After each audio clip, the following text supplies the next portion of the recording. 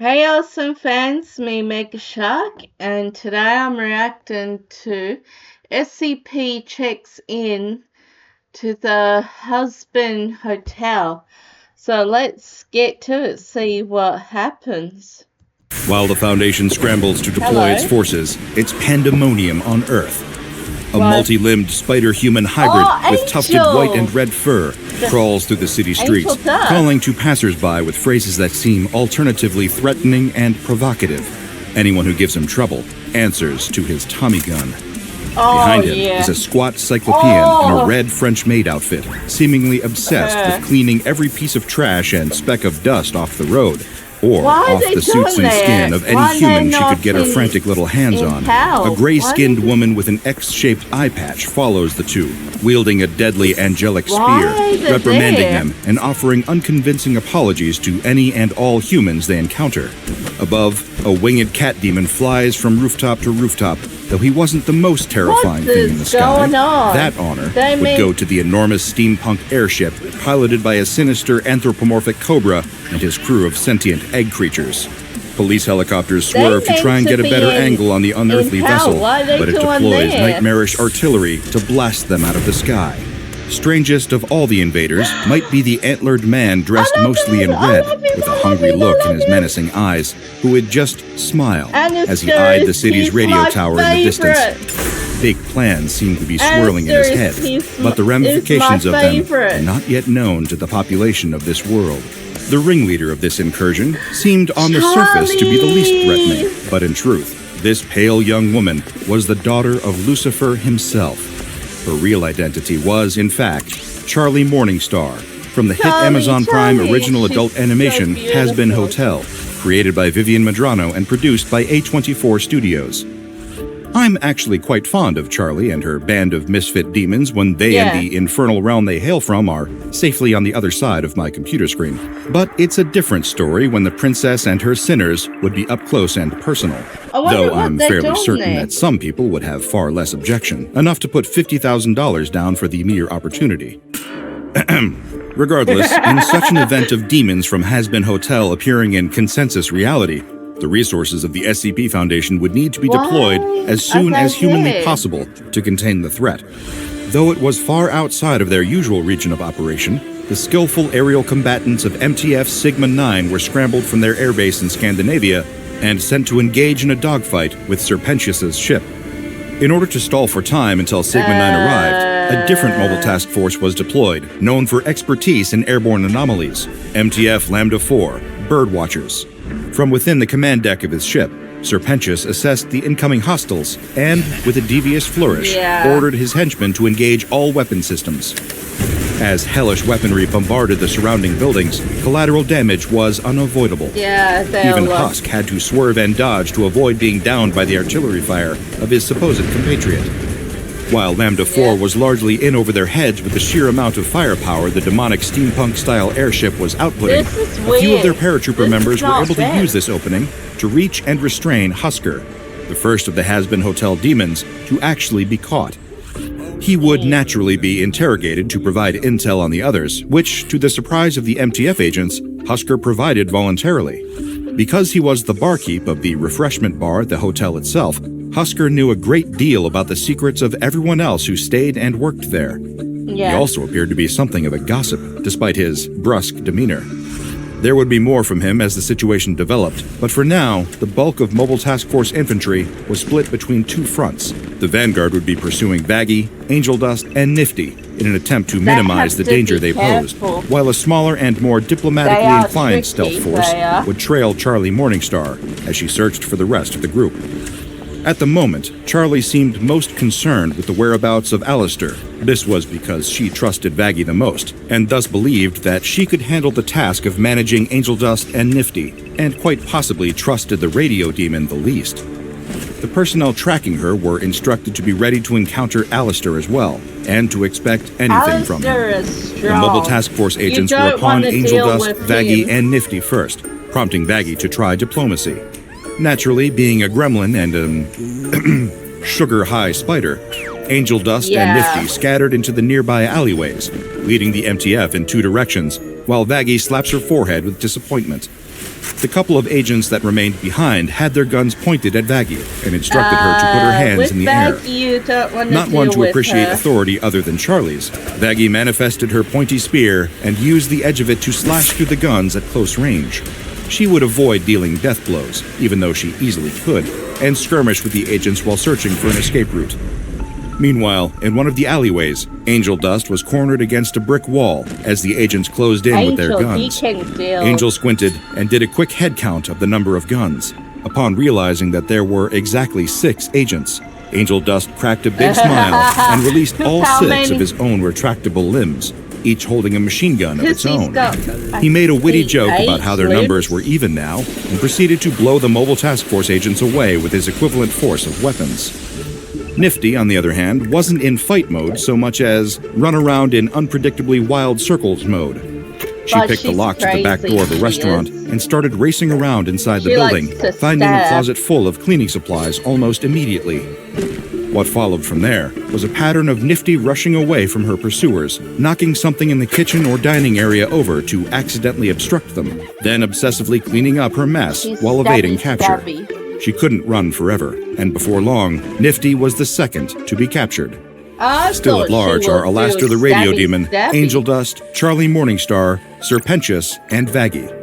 The hunt is about to get even more dangerous as Alastair sets foot inside the building for the city's most popular radio station. Alastair. Security guards rush towards the lobby as the antlered figure seems to glitch the air around them with unusual visual distortions. His limbs extend outward beyond his already prodigious height and brutally grab and throw the security guards against the wall where they splatter like bloody fireworks. The Radio Demon laughs as he returns to normal size and moves towards the elevator. Before he can enter, a few members of the Mobile Task Force manage to get inside the radio building and open fire on Alastair, who smiles ominously. Black tentacles straight out of a game of Dungeons & Dragons emerge from the floor and manhandle the agents while deflecting the majority of their bullets. The elevator doors close, and with them, Alastair's devious grin disappears. He's now heading up towards the higher floors, ready to begin a terrifying broadcast that the mortal world will never forget. Outside, Sigma-9 arrives, and Serpentius is feeling the pressure of going against an entire organized team of fighter pilots. His airship might have superior weaponry to those found in the human world, but his egg minions didn't have the coordination to win the battle on a tactical level. MTF Sigma-9 uses missiles and tight maneuvers to lure Serpentius' ship over to the city bay, where they proceed to take it down with the full brunt of their arsenal. The steampunk craft hits the surface of the water, and its crew is soon retrieved and added to the list of captives. Serpentius and his eggs are brought into a temporary holding cell with Nifty and Husker. Nifty has been put in an extra strong straitjacket, but is still practically bouncing off the walls. As for Husker, the winged cat has been calm and compliant ever since the leader of Lambda 4 lent him a flask to drink from. The Drinky Demon continues to provide the SCP Foundation with a steady stream of information regarding the others that have appeared in the real world. He seems to speak of Alastair with the most contempt and offers the Mobile Task Forces a major warning about exactly what the Radio Demon can do when he's feeling malicious. Nifty would chime in occasionally to praise Alastair, saying how cool and dreamy he was, much to the annoyance of Husker and confusion of the MTF agents who didn't realize that the one-eyed demon was apparently 22 years old, despite her size. Elsewhere, Angel Dust and Vaggie manage to reunite and find their way to Charlie, at which point, all three are surrounded by the members of the Mobile Task Force. There is apprehension and concern from SCP Foundation personnel that Lucifer's daughter could go nuclear, but in contrast to the worst-case scenario, she merely tries to explain what has been going on. Charlie Morningstar had apparently been trying to help the guests in her hotel to get to heaven, and recently she had discovered a way to allow the next best thing. Her plan was to see if she could physically transport her sinners to the pearly gates, but the infernal artifact she was using to ensure a smooth trip malfunctioned and only took them as far as the mortal realm.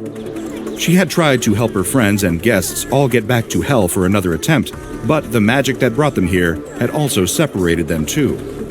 In a risky diplomatic move, the SCP Foundation agents assure Charlie that 3 of her associates are safe and in the same location. They go on to state that no harm will come to herself or the ones she is with if she surrenders willingly.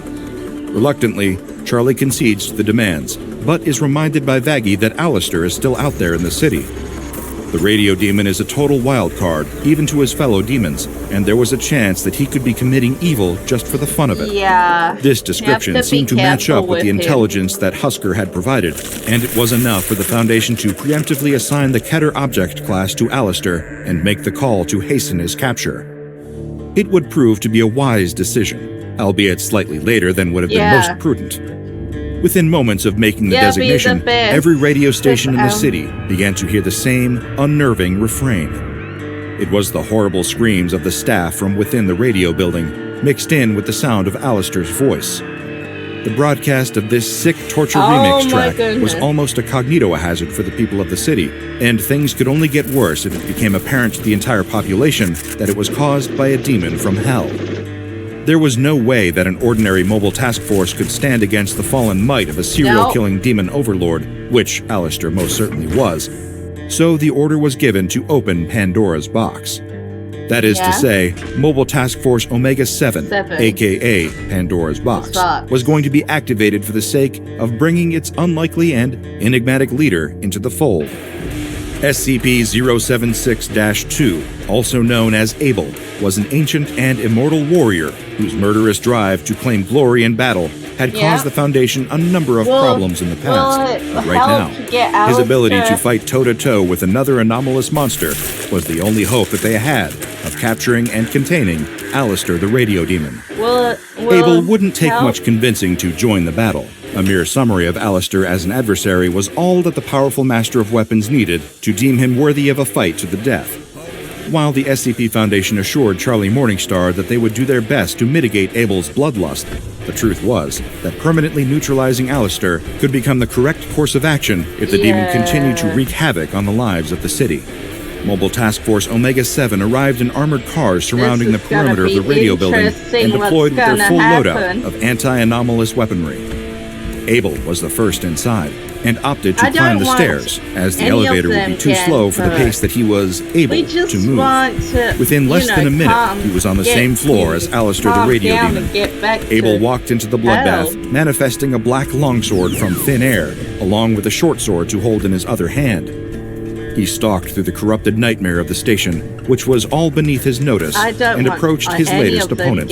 Alistair turned to face Abel, and the two introduced themselves to each other in warrior fashion. Alistair was quick to joke about the biblical meaning behind Abel's name, and implied that it was very fitting for the canonical first murder victim to be struck down by a serial-killing sinner. Abel merely laughed it off, amused by how hard his opponent seemed to be trying to be slick and threatening. Actions speak louder than words, was Abel's philosophy, and he chose to act on it immediately by rushing Alistair with a flurry of sword strikes. Alistair, in turn, began to demonstrate his ability to dodge every attack that came at him with grace and fluidity. Abel was undaunted, as he was about to reveal that there was more to his power that Alistair couldn't predict. Streaks of darkness began to pass through the entire room, turning into bladed wires that were extremely durable, despite how thin they were. Alistair's options for motion were restricted, forcing him to use his microphone-topped staff to block Abel's sword swings. The ball was in the radio demon's court now, so he served up some tentacles, which managed to clear the black razor wire that Abel had planted. It wasn't as clean as the radio demon hoped, however, and even his summoned tentacles took damage when cut by Abel's blades. Alistair hadn't faced a warrior like this in hell, so he asked Abel why he had never heard of such a storied combatant. Abel's answer was simple, yet scathing. He stated that hell was for people who died, which to him meant losers. He drove the point home by cleaving through Alistair's microphone staff, which resulted in a sudden rapid drop in the radio demon's combat capability. Backed into a corner, Alistair's eyes glowed with rage and distortion, and he seemed like he was about to reveal a further level of power. Abel braced himself for whatever was coming, but the next round of their showdown would not come to be. Abel's backup arrived, and they brandished a weapon more powerful than any sword or firearm. The MTF agents showed Alistair a laptop screen with a live feed that would allow Charlie Morningstar to reason with her wayward hotelier. Abel stood back, but stood ready in case Alistair decided to make another hostile move. But it seemed that the speech from Charlie was already having an effect. The reality distortion around Alistair continued to calm down as he heard his demonic patron out, and soon he had terminated all signs of aggression. The radio demon returned to his typical smiling demeanor and agreed to come along and be reunited with the rest of the Has-Been Hotel crew. Though every single one of the demons were apprehended, the damage to the city was a statistical nightmare, and great pains had to be taken to administer amnestics and cover up the cause of the destruction. Thankfully, Charlie Morningstar was able to lead her group in assisting with cleanup. In practice, a lot of the work was accomplished by Nifty after she was given a sugary soda to make up for the time that she had been kept in captivity. Once the situation had been effectively managed, the SCP Foundation decided that there was only one containment procedure that would be effective for the slew of demons, sending them all back to hell. Charlie and the rest agreed to the terms. There were some that took a great deal of convincing, but it was clear that the world of the living was simply not a place where any of them could live happy and normal lives. They would all have to take their chances working their way up to heaven again, and, as far as the SCP Foundation was concerned, those were matters best left between the demons and angels. With a little help from SCP-343, the demons were sent back from whence they came, while never leaving our hearts. Check out the Dr. Bob Patreon and become a junior researcher today. Now go and watch another entry from the files of Dr. Bob, like Top 10 15 Insanely Evil SCP. A kindly-looking old woman is carrying groceries into her home. Now I've watched that one. I'll just save. While the Foundation's here. I'll just have a quick look.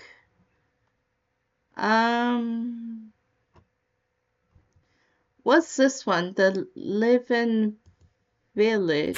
The crowbar, bearing a bloody handprint, clatters to the soft earth below. Happened? Not long ago, this same crowbar had been striking against the side of an unassuming house, but it would not get the chance to unleash another blow. The two vandals, wielding a spray can and a hammer, respectively, stare on in horror at the terrible fate befalling their friend. What is that? The third vandal, who had been holding the crowbar until moments ago, is seizing and spasming, his feet suspended a foot above the ground. A large, organic tendril is impaling him through the chest, rendering him a human shish kebab, his shirt soaking through with blood. The tendril is emerging like some organic appendage from the outer wall of a nearby home, the ultimate security system. But the horror isn't over. As though in a nightmare, they find themselves frozen to the floor. But it isn't just fear.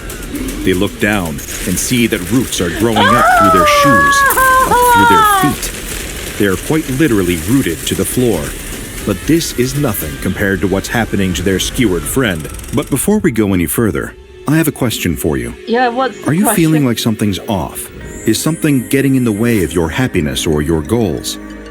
You don't need a clinical mental health issue to benefit from therapy. Sometimes life's challenges are enough. Therapy gives you tools to approach life differently, and it's a sign of strength to seek help when you need it. That's why I'm excited to tell you about today's sponsor, BetterHelp. BetterHelp's mission is to make starting therapy easier by making it more affordable and more accessible. And this is an important mission because finding a therapist can be really hard, especially when you're limited to the options in your area. BetterHelp is a platform that makes finding a therapist easier because it's online, it's remote, and by filling out a questionnaire. Thank you again, BetterHelp, for supporting this channel. As I was saying about the friend who was literally skewered by a mysterious tendril, he is rotting, decomposing at impossible speeds. The tendril impaling the decomposing vandal recedes into the wall, taking the vandal with it, absorbing him. As the vandal is absorbed, the cracks he'd made in the wall with his crowbar seem to repair themselves like a healing wound. His matter, perhaps even his very soul, has become one with the village that he had once aimed to desecrate. The vandals had never expected the village to fight back. With the former crowbar wielder dispatched, the village turns its attention to the other two vandals. The one holding the spray paint can is the first one to go. The ground puckers around his feet, the roots gripping tight and dragging him into the earth like quicksand. He screams for his friend to help him, but the dirt soon chokes out his words.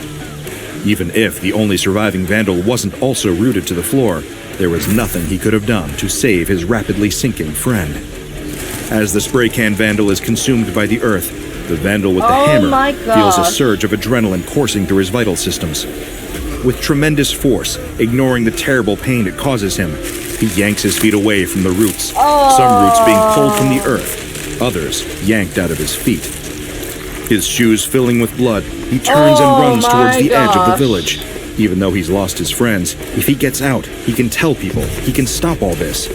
But he doesn't count on the houses around him, developing another modification. Strange, organic sphincters that spit out small bone-like darts at high speeds, sticking into the vandal's back. Some unknowable chemical leaches from the darts into the vandal's muscles, paralyzing him. He collapses to the ground, foaming at the mouth, as another long tendril reaches out, grabs him by his wounded feet, and drags him back to the village. Oh my gosh! There's a price that needs to be paid. Since its discovery, the SCP Foundation has assigned the designation of SCP-1135 to an anomaly located in an unnamed village in India. Yeah. Any name historically associated with the isolated village, as well as its exact location, have been stricken from all public records and redacted even within the Foundation's own database.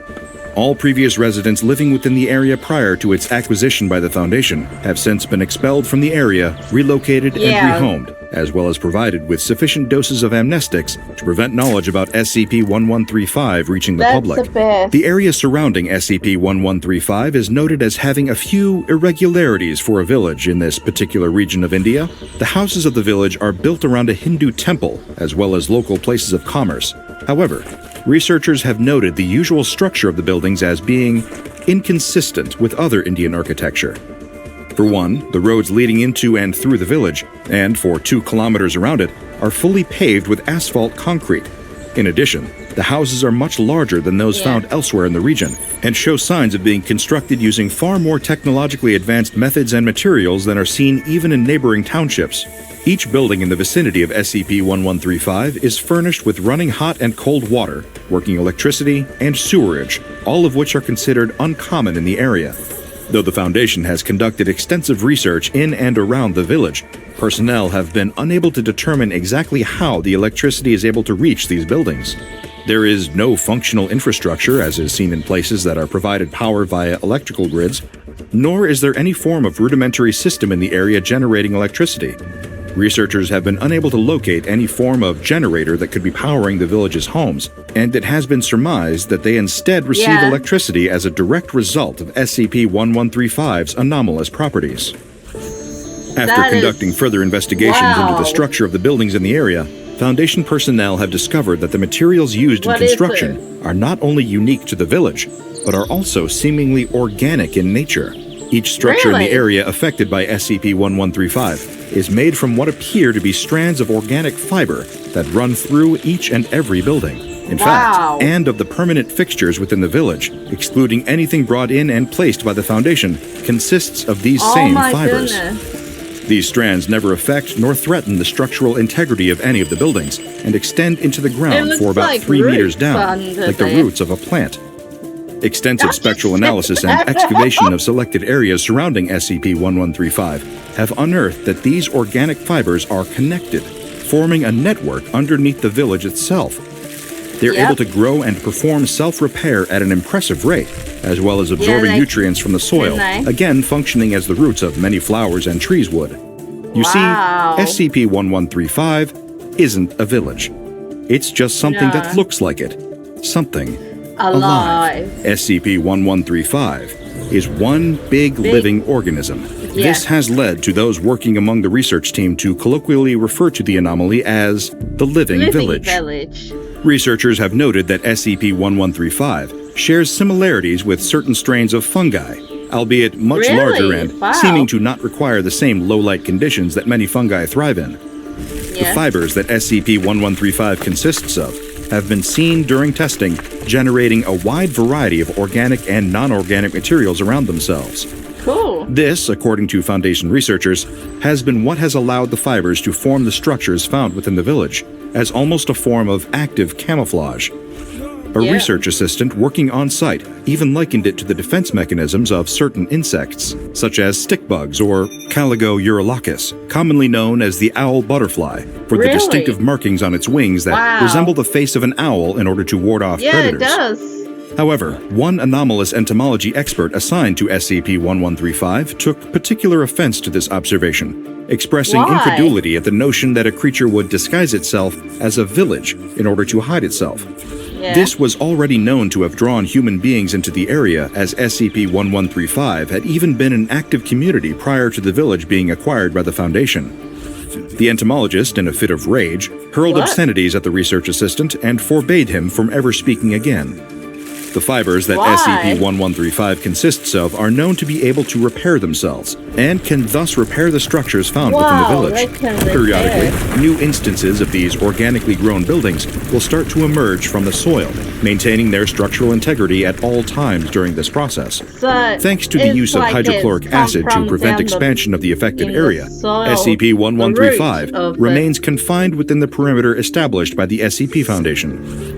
As what seems to be a direct result, when space is limited, older structures within the village will appear to collapse and disintegrate before making way for new ones to grow in their place. When this occurs, the fibers within these older structures atrophy as the building, for lack of a better term, dies. In order to survive, like all living organisms, SCP-1135 requires some form of sustenance. Initially, the research team stationed there assumed that this was done entirely by the fibers absorbing water and nutrients from the soil. However, this alone is not a substantive enough food source to allow SCP-1135 to continue living. The anomaly's main source of sustenance wasn't initially discovered until an incident involving the aforementioned research assistant and anomalous entomology expert. Clearly still highly offended by the research assistant's statement about SCP-1135's camouflage, the entomologist took a jeep down one of the asphalt roads leading out of and away from the village. Unbeknownst to the rest of the research team, the entomologist followed the road to its end, arriving at some isolated scrublands, an area that stays dry and hot during the summer months, but avoids becoming a desert in the winter thanks to cooler, wetter weather. While alone in the area, the anomalous entomology expert overheard a sound, almost like a sizzling noise. Identifying it quickly, he recognized it as the warning sound produced by a certain variety of snake as a warning to ward off threats. He investigated further and encountered a wild echis, known locally as the saw-scaled viper or the carpet viper. Aware that these were venomous and responsible for causing the most snakebite-related deaths in the world, the entomologist was able to capture and secure the wild snake, an action he would later describe as being not very well thought out. Returning to the living village, it had already gotten dark by the time the entomologist arrived back at the Foundation's field headquarters with the saw-scaled viper in tow. The rest of the research team had retired to their quarters for the evening, and were all asleep. Under the cover of darkness, the entomologist released the captured saw-scaled viper into the research assistant's bunk as the man slept, as retribution for his earlier statement. Surely enough, the saw-scaled viper bit the sleeping research assistant and injected him with a lethal dose of its venom, killing him. In a panic, the severity of his actions setting in, the entomologist hurriedly dragged the assistant's body to the outskirts of the village and hid it in one of the buildings. The next morning, it didn't take long for the remainder of the researchers to notice their assistant was missing. While nobody suspected foul play, a sweep of the area was conducted and the research assistant's body was discovered, or rather, what was left of it was. Seemingly overnight, the body had decomposed at an extremely accelerated rate, almost withered beyond all recognition, as if it had been drained. The deterioration of the body, strangely, had produced no noticeable odor, as the breakdown of gases involved in human decomposition usually do, leading a portion of the research team to examine the remains closer. Through doing so, they discovered how SCP-1135 feeds. The fibers from the building the research assistant's body had been left in had latched onto the corpse and were using the dead tissue, cells, and other organic matter as a source of sustenance. It turned out that in addition to pulling water and nutrients from the soil, any biological waste left in the boundaries of the village became a food source for the living village itself. This applied to any variety of waste present in the area. It was because of this, one researcher realized, that nobody had seen any animal carcasses or excrement anywhere within the village. SCP-1135 had been absorbing and eating it, as it was now doing to the research assistant's body. Upon hearing not only that the dead research assistant had been found, but that his remains were being decomposed and consumed by SCP-1135, the entomologist vomited, waste that was also absorbed by the living village, and later confessed to the murder. He was placed on probation and given a 2-year ban from fieldwork, including expeditions to anomalous areas. Initially concerned that they would be next on the organism's menu, the surviving remainder of the research team investigated SCP-1135's consumption process further. Testing themselves for any potential deficiencies or unnoticed losses of tissue, they found no sign that the organism had been secretly using them as food too. It seemed to only affect dead organic tissue, or anything that was no longer serving a biological use to anyone within the living village. All the waste matter in the area was decomposed quickly, with no telling signs like smells, and typically left little trace afterwards. Researchers concluded that the organism later converted this waste into nutrients for itself through some unknown anomalous process. What they were unable to determine was how SCP-1135 was able to differentiate between waste matter and other, still living matter. The first suggestion to the research team that the living village wasn't quite so similar to an organism like a plant as first thought, but could potentially possess some form of sentience or even intelligence. It was then noted that certain structures within the boundaries of the village that began to disintegrate usually did so if SCP-1135 had gone a significant amount of time without feeding. It was able to use the buildings constructed from its own fibers as an alternative food source. Inversely, as was seen after the living village ate what was left of the research assistant, consuming a larger amount of waste triggered the growth of new buildings, or the evolution of improvements in existing ones. Noticing the rapid growths of new buildings post-feeding, members of the research team proposed a series of invasive tests to the affected area of SCP-1135. They'd seen the living village deconstruct its own mass for use as food, and wanted to determine how the anomalous organism would react when the fibrous structures were damaged by external factors. Based on the way the fibers had behaved so far, it seemed to be a logical assumption that any damage inflicted to buildings within the living village would just regenerate. However, the way in which the organism responded to the research team's experiments was far from being so predictable. Inflicting minor damage to any of the living village's structures was, as had been anticipated, soon corrected by the fibers. However, repeated or substantial enough damage caused the anomalous organism to create new constructs with its fibers, in the form of elaborate traps that it used to injure, drive away, or in extreme cases, kill its attackers. Multiple members of the research team examining SCP-1135's defensive responses suddenly found themselves tumbling into pitfalls that seemed to form right under their feet in seconds. Others weren't so lucky. During an experiment that involved striking at one of the SCP-1135's buildings with a sledgehammer, the researcher wielding said implement was witnessed suddenly stopping mid-swing of the hammer. Upon closer inspection, it appeared his heart had been pierced by a number of spiked caltrops that had burst out of the wall and impaled his body as he struck at the organic fibrous building. Attempts were made to treat his injuries. However, the trauma to his major arteries was too severe. Before the rest of the research team could begin to start making preparations for a burial, SCP-1135 had already started its process of decomposing and consuming his body, identifying it as more waste to be broken down for nutrients. Thanks to an autopsy conducted by researchers on site, the caltrops and other deadly contraptions made by SCP-1135 to deter attackers were determined to be far more complex than any other naturally evolved defense mechanism. Far from possessing poison to kill predators or camouflage to hide from them, more and more of the research team began to suspect that SCP-1135 possessed some form of intelligence. The traps it could make were the kind that would take a human with a high degree of intelligence and skill to make. Further examination determined that if they remained untampered with, traps produced by the organic fibers of SCP-1135 would disintegrate within a time frame of between 20 and 30 days, unless being triggered. Unless damaged repeatedly or substantially enough, however, SCP-1135 displayed no active hostility towards human life. On one occasion, during preparations for confining SCP-1135 to the area within the security fence, a measure of diluted hydrochloric acid was accidentally spilled on one of the structures, causing a temporary panic among researchers that the living village would retaliate with more traps. However, again signaling a degree of intelligence, the organism seemed to be capable of differentiating between damage that was caused indirectly and intentionally, as well as damage inflicted by living organisms or by other natural forces. While all of the findings of the research team have heavily suggested that SCP-1135 possesses a degree of human-like intelligence, this remains unproven. Discovery of SCP-1135 had taken place some undisclosed date prior to the Foundation's arrival in the area. A reporter who had been investigating aid efforts in the region of India where SCP-1135 is situated overheard rumors from local residents that described a place where buildings had seemed to grow overnight.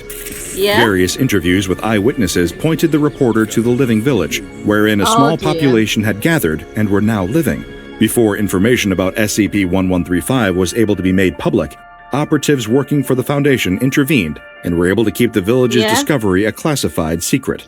When conducting their intervention at SCP-1135, the Foundation's operatives conducted interviews with local residents who reported that the village had possessed anomalous properties for only a few years.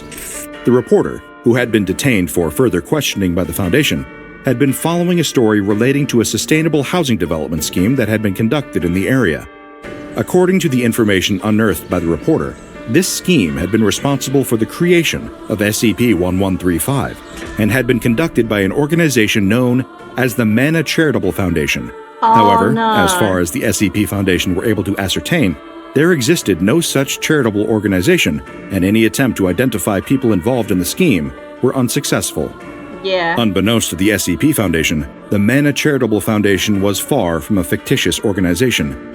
Although their existence has been kept from the Foundation through cognito-hazardous means, the truth is that the Mana Charitable Foundation is a non-profit and non-government organization that intends to use anomalies in order to provide humanitarian aid and emergency relief to various underdeveloped areas around the world. As the largest international paranormal charity in existence, Mana Charitable Foundation has been responsible for the creation of numerous useful SCPs that have been contained by the Foundation, SCP-1135 being among them. One strange occurrence was recorded some time after the Foundation acquired control of the area. This took place during one of the routine observational checks carried out by research teams. A number of the Living Village's buildings had grown what appeared to be security cameras on their outer walls, and in certain indoor areas as well. These cameras have been observed watching the waste disposal teams as they move through the village to deposit SCP-1135's food. Beyond tracking their movements, the cameras have done little to disturb Foundation personnel inside SCP-1135. Requests to dismantle and examine the internal workings of these cameras are currently pending approval from Site-43's administrator, Dr. Regal. Every 3 days, a research team assigned to SCP-1135 will perform a series of checks of the area within the security fence.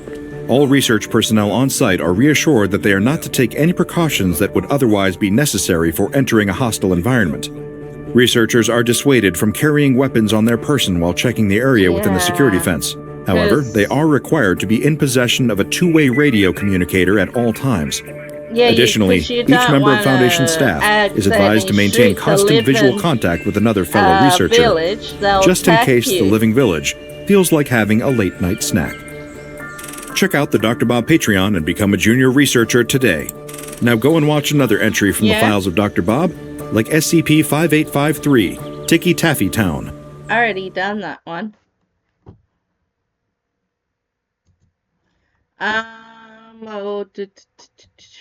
Just I want to do another one, but which one? Deadly Sky Food. I could try that. You're staring into the grinning face of the inhuman flight attendant. Sorry. Her eyes too large and far apart. Her teeth too sharp and too numerous. Her skin shiny and wet. Oh my gosh. Fish-like. She holds the glistening chrome can and peels off the lid. Oh! Inside, thick, knotted worms wriggle together. Your in-flight snack. Hungry?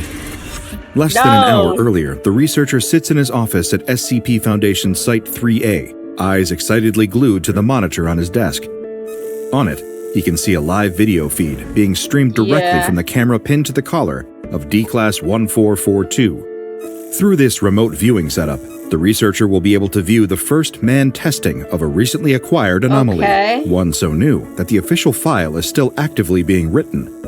As a relatively new researcher at the organization, this is his chance to make his mark on Foundation history.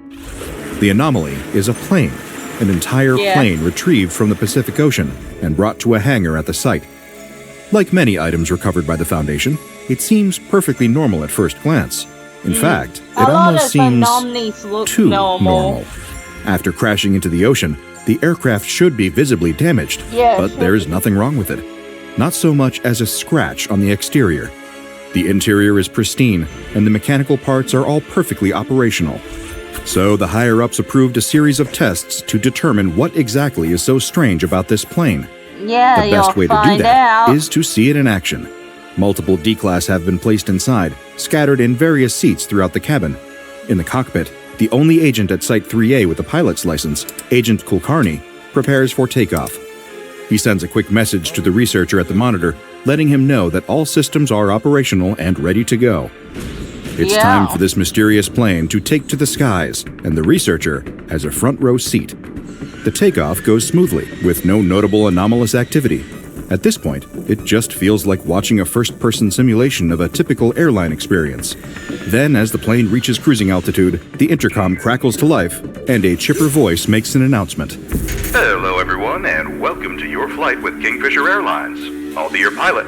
Now that we've successfully taken off, make sure to keep your seatbelts unbuckled. Make our jobs a little easier, huh?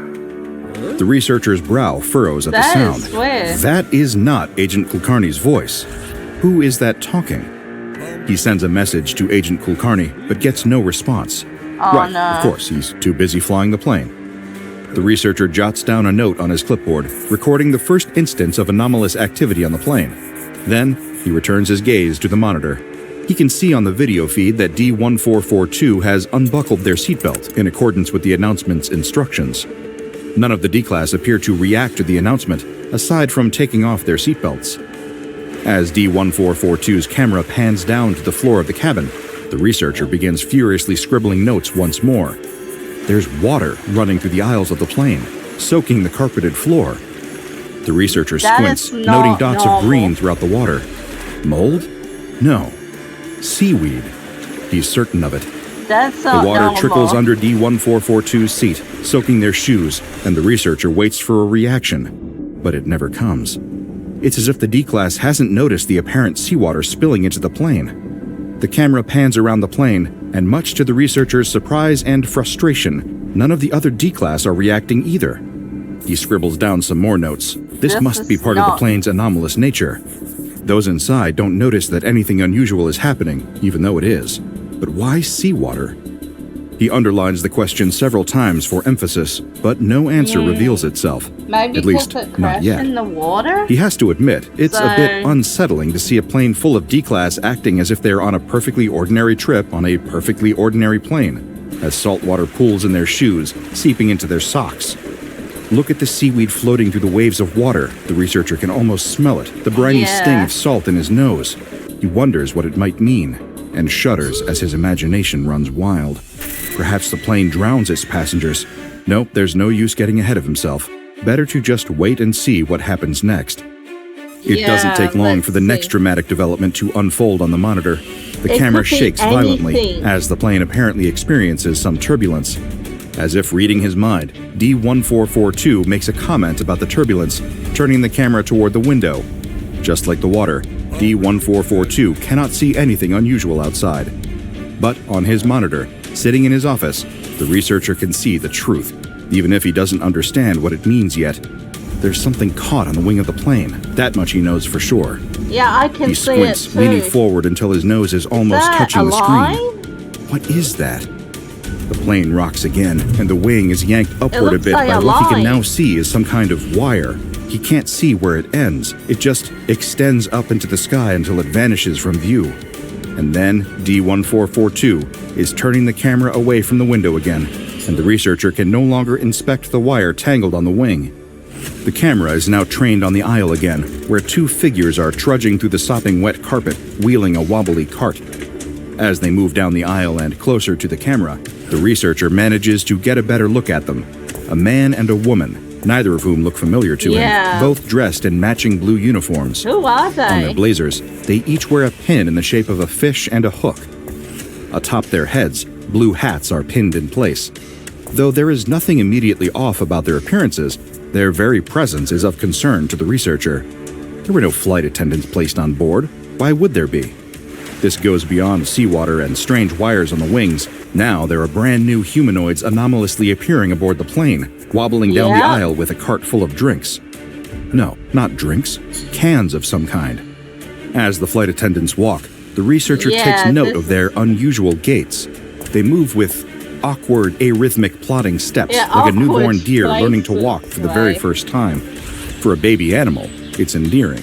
For two supposedly adult humans who have appeared as if from nowhere, wheeling their cart of mysterious cans, it sends a shiver down the researcher's spine. As the female flight attendant approaches D-1442, shiny metal can in hand, the camera captures a glimpse of her face up close. Her eyebrows are drawn on too high, giving her a wide-eyed, shock appearance. No, it isn't just the eyebrows. Her eyes themselves are a bit too wide. Look at her teeth. Her mouth is stretched in a broad, red lipstick grin, showing just a few too many teeth for the researcher to feel at ease. As she offers the can to D-1442, and they reach out to take it, the researcher notes that the flight attendant does not blink once. She never speaks either. She just holds that unsettling smile and waits for D-1442 to take the can from her hand. Then she moves on to the next passenger. D-1442's camera tilts down toward the can, and they peel back the lid to reveal its contents. As the lens focuses, the researcher's stomach turns at the sight. The can is filled to the brim with writhing, squirming, fat and juicy earthworms. The sort his father used to bring on family fishing trips to bait the hooks with when he was a little boy. D-1442 reaches into the can and pulls out a long, wriggling worm, lifting it toward their face. No, please don't do it. But they can't feel the researcher's revulsion, nor do they seem to even realize they're holding a worm and not a more conventional airplane snack. The camera is mercifully turned away from D-1442's face, so the researcher doesn't have to watch, but he can hear the wet chewing, and he knows exactly what is happening. He covers his mouth, fighting the urge to gag as he watches the rest of the D-Class follow suit, opening their cans and beginning to eat the worms one at a time. With all of the worms passed out, the two flight attendants begin to shamble back up the aisle, pushing the cart through the thick layer of green seaweed that now blankets the floor. There's even more of it than there was a few moments ago, and the researcher can no longer see any of the carpet beneath. The two flight attendants vanish behind the curtain at the front of the plane, leaving the passengers alone with their worms. Nothing else unusual happens for nearly 2 hours, and the researcher sits and watches as every passenger in the camera's line of sight slowly devours each and every worm in their respective can, occasionally idly glancing out the window or flipping through a magazine. The researcher is just beginning to think the anomalous events might be over when the curtain opens once again. The female flight attendant is back. At least, he thinks it must be her. The silhouette looks the same, but it's difficult to be certain. Her face is no longer visible. Instead, it is wrapped in wires that look identical to those spotted on the wing during the supposed turbulence earlier. The wires are draped around her entire body, hanging from her arms, her shoulders, and brushing along the floor next to her shoes. As the flight attendant begins to walk down the aisle in those same eerie plodding steps, she reaches out to a passenger, and the researcher nearly falls out of his chair in shock. Her hands. They aren't hands anymore. They've been replaced with fishing hooks, giant fishing hooks the size of the hands she once had. She walks past D-1442, headed toward the back of the plane. She's out of sight for a few moments until she crosses back into the camera's view. There's a passenger with her, a D-Class with his hands tied together behind his back, wrists bound with something thin and transparent. Don't tell me. Again, the researcher remembers those trips with his father. Fishing line. The man is bound with fishing line. He follows the flight attendant with a docile expression, seemingly unconcerned by his state of captivity, the strange wires, and her hook hands. As the flight attendant and the passenger pass the camera, the researcher can see that he was mistaken. She does not just have one passenger with her. She has 5, all with their wrists bound in fishing line, all following her without one word of protest or attempt to resist. The flight attendant and the 5 passengers all vanish through the curtain. D-1442 places the now empty can of worms in the back pocket of the seat in front of them. Then, Everything is still again for a while, save for the continuous flow of seawater through the aisles, filling the cabin inch by inch. It is at D-1442's knees now, and creeping ever higher. Oh my goodness. Still, they do not budge. All of a sudden, the plane shakes violently. D-1442's gaze, and the camera with it, snaps toward the window. There, cloud formations rapidly whirl through the air, pouring buckets of water. Oh boy. Lightning flashes, illuminating the darkened sky for a moment. In that moment, brief though it is, the researcher can make out some odd shapes snaking through the air, weaving between the clouds. Oh no. Another flash of lightning reveals them. Eels. If his guess is correct, he'd say they are electric eels specifically. D-1442 does not see the eels, but does seem to be affected by the sudden, dramatic change in the weather. They chuckle nervously, voice quavering slightly, and remark that this thunderstorm wasn't predicted on the Weather Channel that morning. The plane shakes again as another flash of lightning breaks through the darkness, revealing more and more eels. Oh my The window gosh. itself is wobbling, the glass beginning to buckle under the pressure of the water outside, more and more pouring against it. Crash! The glass shatters, and water pours in through the open window, where there should be roaring wind.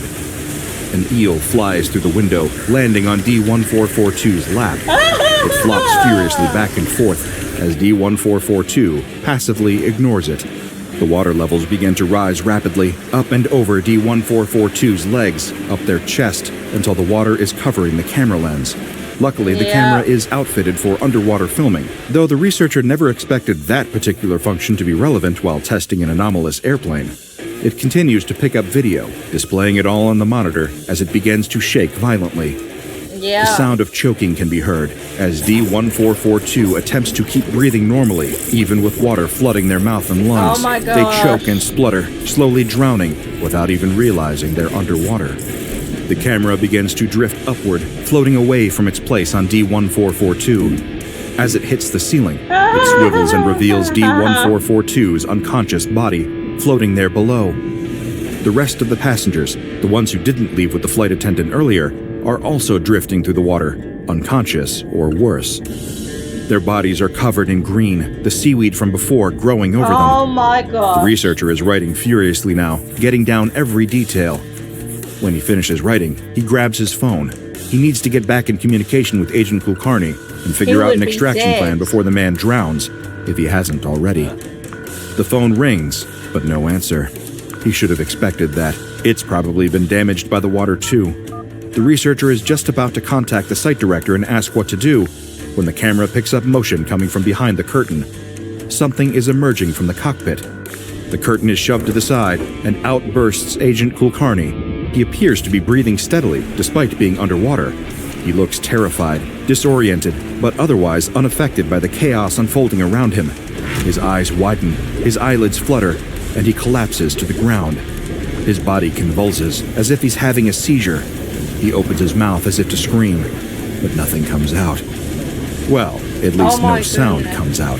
Something else does. His jaw opens wider, wider, and wider still, his jaw unhinging like a snake, or an eel, the researcher thinks. Oh my There's a glint gosh. of metal in the back of his throat, and all at once, a large fishing hook comes rocketing out of his mouth. Another follows it, and another, Oh and my another, gosh. all connected to fishing line that seems to come from deep in Agent Kulkarni's stomach. Oh my Whatever gosh. anomalous forces have changed the plane, filled it with water, created eels and flight attendants, have also changed him. The hooks push through the water, moving of their own accord, Oh my and attach goodness. themselves to the remaining passengers. Some only hook their clothes, others hook deeper, and blood colors the water. Something, and the camera doesn't pick up what, grabs hold of Agent Kulkarni's leg, pulling him back into the darkness beyond the curtain. As he goes, his body pulls the fishing line, dragging the hooks and the passengers with him. One by one, they vanish from view until the plane is empty. The intercom crackles impossibly beneath the water, and the same unrecognizable voice speaks. Thank you for flying with Kingfisher. Silence for a moment, then static. The video feed has been lost. The researcher throws his clipboard against the wall, unable to contain his rage. They lost an entire plane full of D-Class and his valued colleague, and received no concrete answers about the plane. If anything, he has far more questions. One of which is, where is the plane now? A recovery team manages to locate the plane in a surprising place. It lands a few hours later in the same place where it took off. It should be damaged, filled with water, covered in broken windows and gouges from those hooks.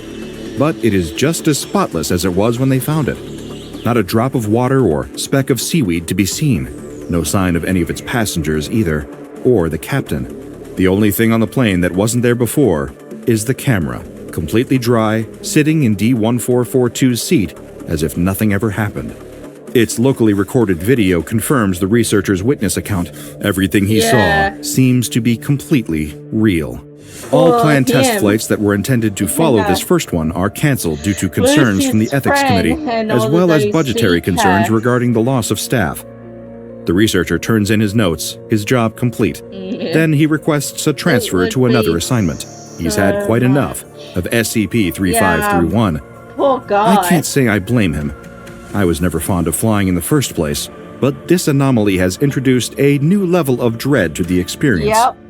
SCP-3531 is a Boeing 737 airliner that is unremarkable in every way at first glance. The exterior and interior appear normal, and when not in flight, the plane is completely non-anomalous.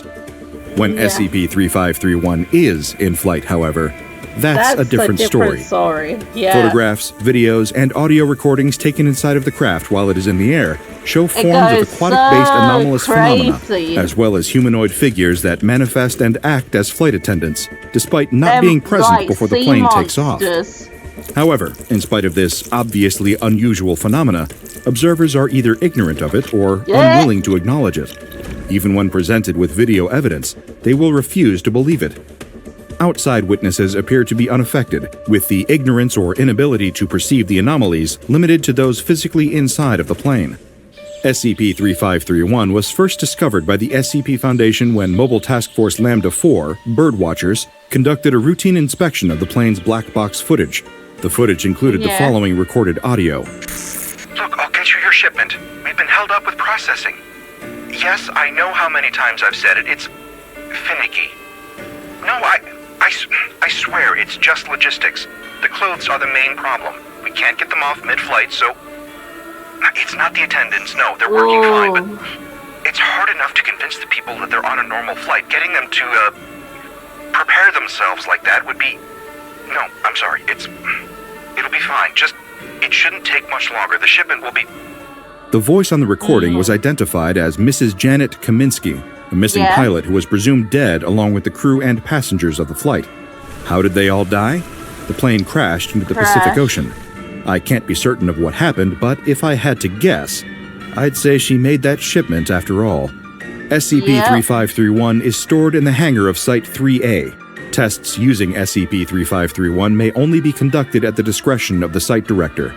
The details of SCP-3531's nature are somewhat sparse, at least in terms of what is available to someone not assigned to its research team. The best that I can surmise is this. Kingfisher is not a legitimate airline, though I'm sure you've already figured that out. I believe they are a company that services clientele who are interested in fishing, though not for what we might think of as traditional fish. It would seem that humans are loaded onto this anomalous aircraft and kept there, seated and docile, for Kingfisher's clients to capture. Whoever or whatever these clients are, presumably the voices on the other side of Janet Kaminsky's phone call, they are fishing for humans using anomalous means. Who knows how many shipments were made using SCP-3531 before it was seized by the Foundation? The fictitious airline, the plane, the flight attendants, all made for the perfect ruse. And the victims fell for it hook, line, and sinker. Check out the Dr. Bob Patreon and become a junior researcher today. Now go and watch another entry from the files of Dr. Bob, like SCP-2789. Evil fast food, self-replicating. Already done that one.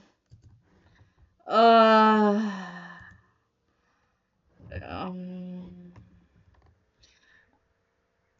think this one will be the last one. I'll do this one to be the last one. The car speeds towards the boy. The driver isn't looking.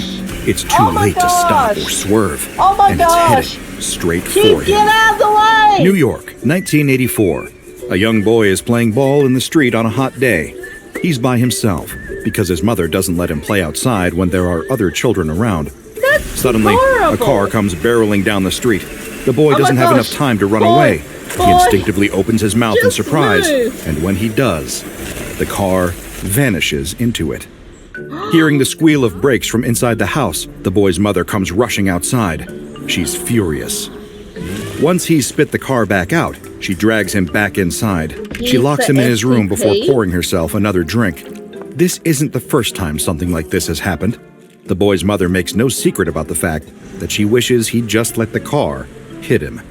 The boy doesn't know why his mother is so horrible to him. Maybe it's because she's afraid of his anomalous abilities, but he's never hurt anyone.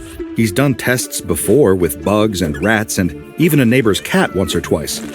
Every time he swallows something, he can always retrieve it later without causing it any damage, even if it's something living.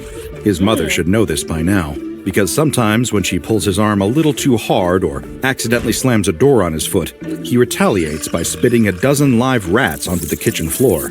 When he gets a little older, the boy will develop the theory that the real reason she hates him is because he reminds her of his father, who might have had the same powers as him. Not that he could ever confirm that, since his dad skipped town long before he was born. But for right now, he is 8 years old and wishing he could run away from home.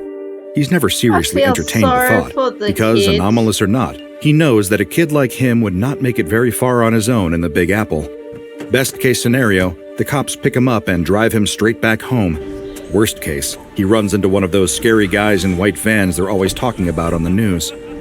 That night, all of his prayers are about to be answered. I feel sorry for But before we go any further, I have a question for you. Are you feeling like something's off? Is something getting in the way of your happiness or your goals? You don't need a clinical mental health issue to benefit from therapy. Sometimes life's challenges are enough. Therapy gives you tools to approach life differently, and it's a sign of strength to seek help when you need it. That's why I'm excited to tell you about today's sponsor, BetterHelp. BetterHelp's mission is to make starting therapy easier by making it more affordable and more accessible. Dr. Bob to get 10% off your first month. Thank you again, BetterHelp, for supporting this channel. And now back to the little boy who just wants to be accepted for who he is. There's a tap at the window, and the boy opens the curtains to find someone standing on the fire escape. It's the silhouette of a man who seems normal at first, but when the boy turns his lights on, he realizes the man's eyes are where his mouth should be, and his mouth is where his eyes should be. Under normal circumstances, this might have been scary, but the boy is thrilled to meet the man with the upside-down face. After all this, he knows he's not the weirdest person on Earth.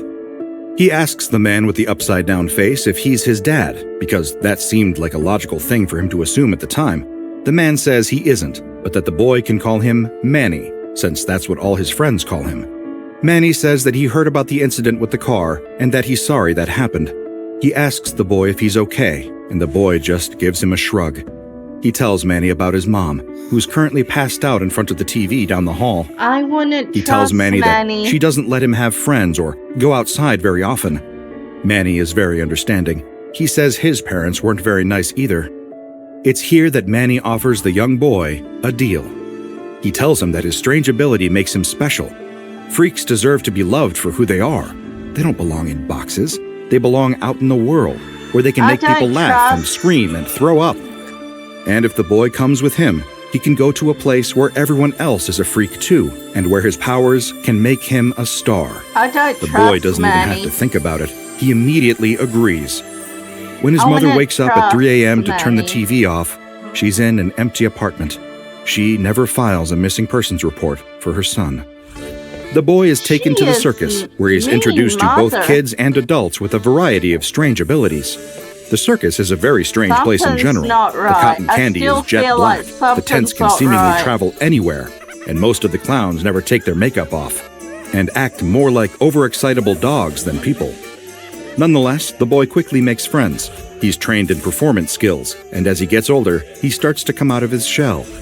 He had been shy before, but once he starts talking, the other performers find that they can't shut him up. So his new circus family gives him a new name, Motormouth. Motormouth learns clowning from some of the few human clowns in the circus's employ. One of them, Wembley Pinhead, performs in a classic Pierrot costume and takes his career as a clown extremely seriously. He has little patience for the young Nothing, Motormouth, as he considers being a clown to be a serious and mature performance art. This statement may be the funniest thing he's ever said. Motormouth's other mentor is a grizzled hobo clown called Scruffy McGrubbins. Scruffy is a big man with a deep, gravelly voice who always smells like cigarettes. He's very wise, as clowns go, and always makes sure to share a piece of his wisdom with Motormouth whenever they see each other, whether it's a proverb his great-aunt once told him or setting him straight on rumors he might have heard from the other freaks. One day, Motormouth asks him about a name he's heard around the circus, or at least he assumes it must be a name because it sounds like one. He asks Scruffy who SCP is, and why so many of the freaks are afraid of her. Scruffy assures him that it's all baloney, and that he shouldn't worry about things like that. Other adults at the circus are far less accepting towards the boy as he starts to develop his talents.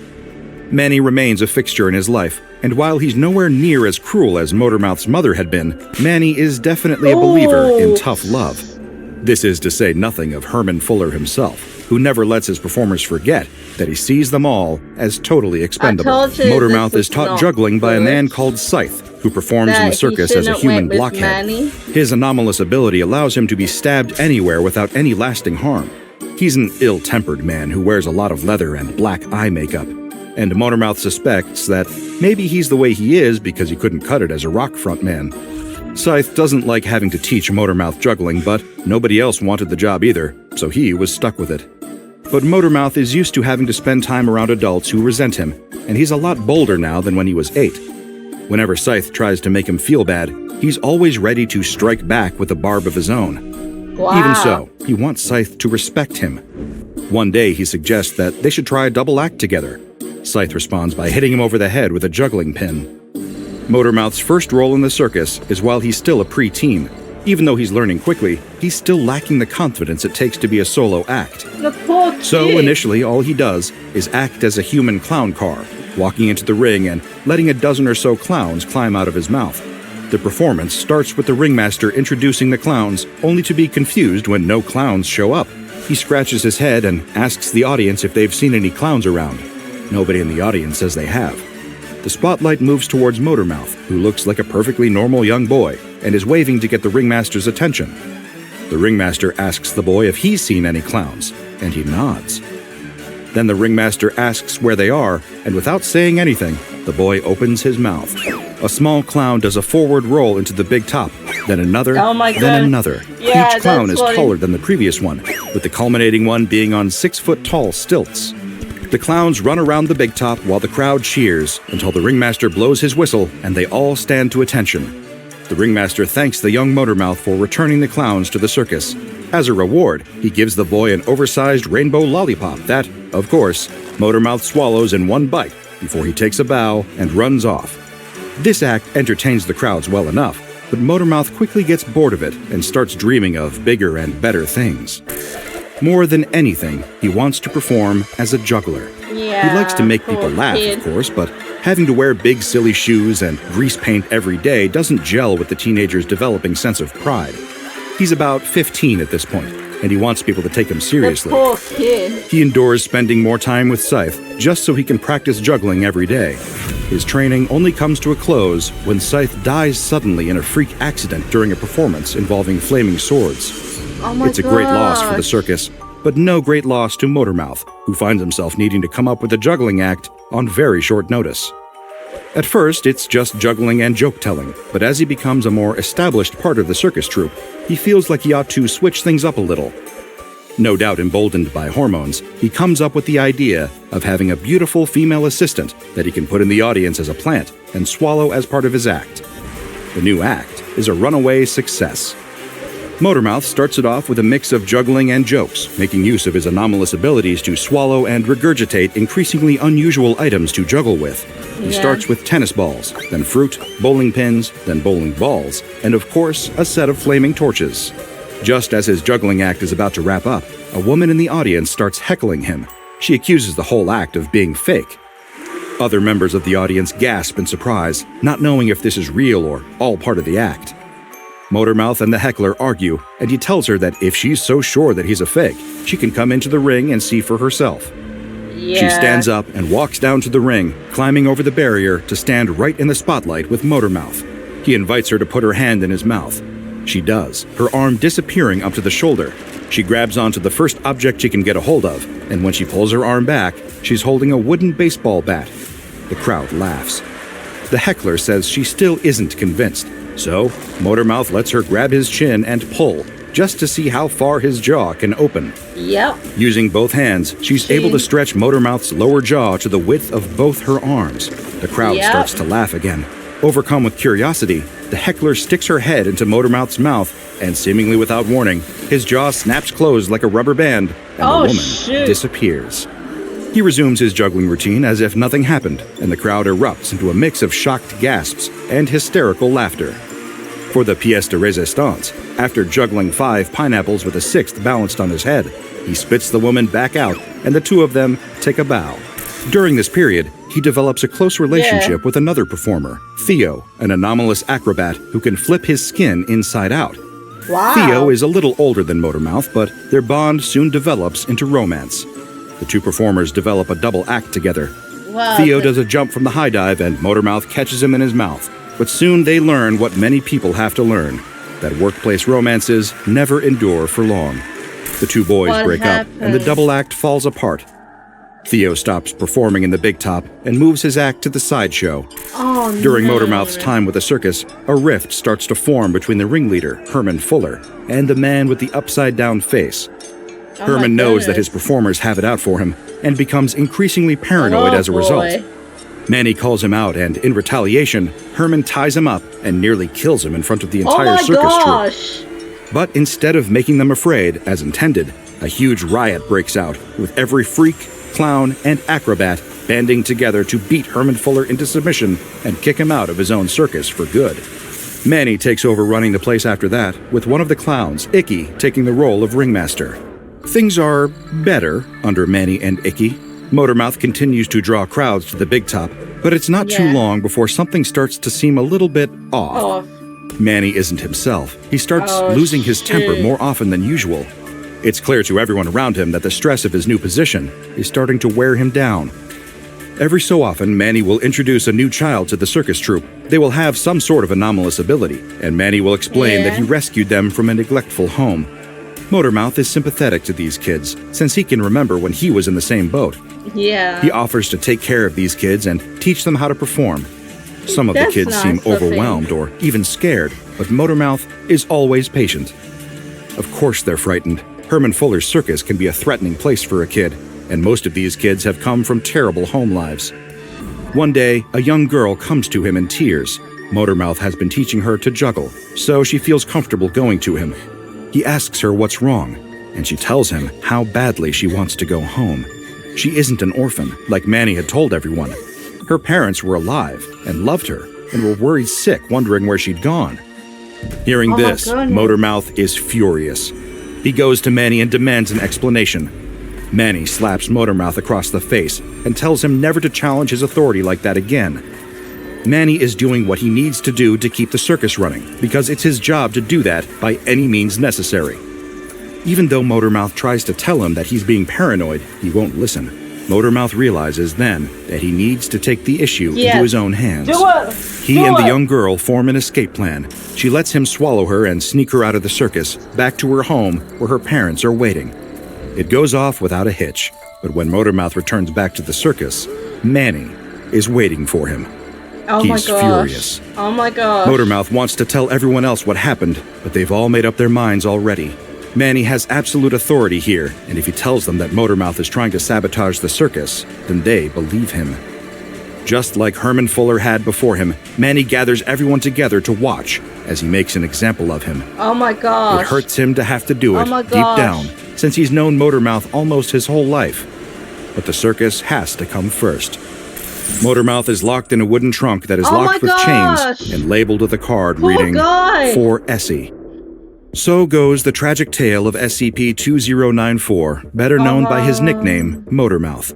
Because if one thing is true out of the many rambling tall tales that SCP-2094 is liable to tell, it's that he has a truly extraordinary mouth.